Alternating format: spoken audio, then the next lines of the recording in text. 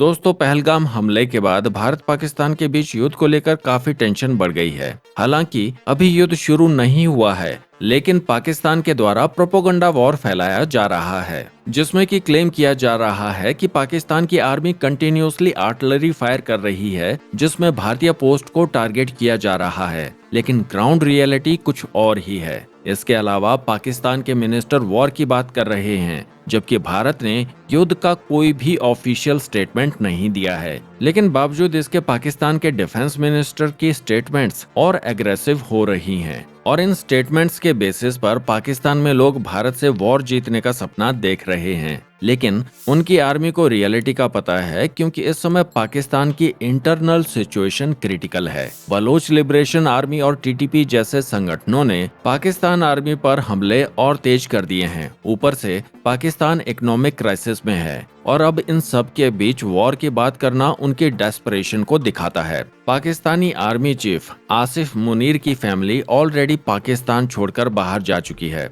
पाकिस्तान से आ रही रिपोर्ट्स के मुताबिक खुद आसिफ मुनीर बंकर में छुपा हुआ है। फिर भी पाकिस्तानी अवाम सोशल मीडिया पर भारतीयों को धमकी देने से बाज नहीं आ रहा। अब आप ही बताइए कि इसे उनका भोलापन कहा जाए या मूर्खता। इसके अलावा दोस्तों, इंडियन नेवी ने अरेबियन सी में एक comprehensive fire power exercise conduct की है, जिसमें मल्टीपल वॉरशिप्स ने BrahMos supersonic cruise missile launch की और आईएनएस सूरत ने एमआरसैम मिसाइल सिस्टम का सक्सेसफुल डेमोन्स्ट्रेशन किया। ये कोई रूटीन एक्सरसाइज नहीं थी, बल्कि ये पाकिस्तान को एक स्ट्रेटेजिक मैसेज है, जिसमें इंडियन नेवी की स्ट्राइक कैपेबिलिटीज और एक्यूरेसी का क्लियर डेमोन्स्ट्रेशन पाकिस्तान को दिया गया है, जिसे देखकर पाकिस्तान डरा हुआ है। इसलिए अपनी आर्मी और जनता का मोराल बूस्ट करने के लिए उसने अरेबियन सी में अपने एक्सक्लूसिव इकोनॉमिक जोन में एक एंटी-शिप मिसाइल टेस्ट किया और क्लेम किया है कि वो भारतीय वॉरशिप को डिस्ट्रॉय कर सकते हैं। साथ ही पाकिस्तान हैवी मिलिट्री कॉन्वॉयज को भी एलओसी की तरफ मूव कर रहा है और इमरजेंसी में वॉर एक्सरसाइजेस की जा रही हैं, क्योंकि पाकिस्तान को डर है कि भारत की फायर पावर देखकर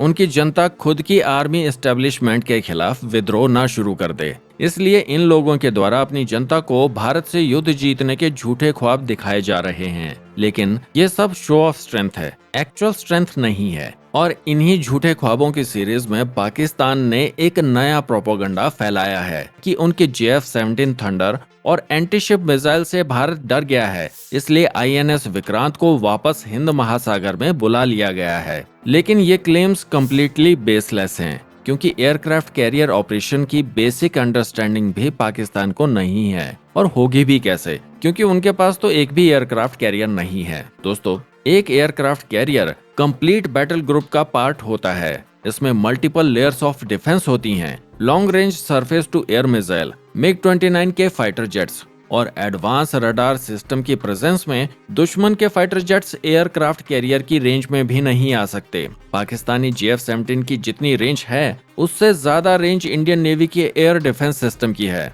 मतलब जैसे ही JF-17 पाकिस्तान से उड़ान भरेगा, यहाँ हमारी इंडियन नेवी उसे डिटेक्ट कर लेगी। और दोस्तों, इसी बीच रिपोर्ट्स आई हैं कि हिंदुस्तान एरोनॉटिक्स लिमिटेड अब मेजर ट्रांसफॉर्मेशन फेज में जाने वाला है, जहां HAL हेवीली प्राइवेट सेक्टर को तेजस प्रोडक्शन में इन्वॉल्व करने का डिसीजन ले चुका है। करंटली बेंगलुरु प्रोडक्शन लाइन और नासिक फैसिलिटी के साथ कंबाइंड 24 एयरक्राफ्ट पर ईयर बनाए जा सकते हैं। और अब L&T और टाटा एडवांस सिस्टम्स जैसी कंपनीज भी डिफेंस प्रोडक्शन में अपनी इन्वॉल्वमेंट को और बढ़ाने वाली हैं। हाल ही में अल्फा डिजाइन टेक्नोलॉजीज ने तेजस मार्क 1A का first rear fuselage successfully deliver किया है, जो प्रूव करता है कि हमारा प्राइवेट सेक्टर इस तरह के हाई एंड प्रोजेक्ट्स के लिए कैपेबल है। इससे प्रोडक्शन रेट में इंक्रीज होकर 30 एयरक्राफ्ट पर ईयर तक जा सकता है। इसके अलावा HAL तेजस मार्क 2 प्रोग्राम में 2 डिफरेंट वेरिएंट्स पर फोकस कर रहा है, जिसमें मार्क 2A और मार्क 2B डेवलप किए जा रहे हैं, और मार्क 2B में एडवांस इंजन टेक्नोलॉजी यूज होगी। मतलब मार्क 2B में हमें GTRE के द्वारा फॉरेन OEM के साथ मिलकर डेवलप किया जाने वाला 120 किलो न्यूटन थ्रस्ट वाला इंजन देखने को मिल सकता है। मार्क 2 का इनिशियल ऑर्डर 120 एयरक्राफ्ट का है, लेकिन रिक्वायरमेंट 200 से ज्यादा तक जा सकती है, क्योंकि ये फाइटर जेट MiG-21, MiG-29 और मिराज जैसे फाइटर जेट्स को रिप्लेस करेगा। इसके अलावा जेट इंजन को लेकर एल&टी ने इंडिकेट किया है कि वे लोग इंजन डेवलपमेंट में भी हेल्प करना चाहते हैं। उनके पास इंफ्रास्ट्रक्चर और एक्सपर्टीज है, लेकिन इसके लिए गवर्नमेंट पॉलिसीज में बदलाव की जरूरत है ताकि प्राइवेट सेक्टर को और अधिक अपॉर्चुनिटी मिल सके। होपफुली गवर्नमेंट अपनी पॉलिसीज में बदलाव लाए ताकि डिफेंस सेक्टर में प्राइवेट प्लेयर्स का इन्वॉल्वमेंट और बढ़ सके।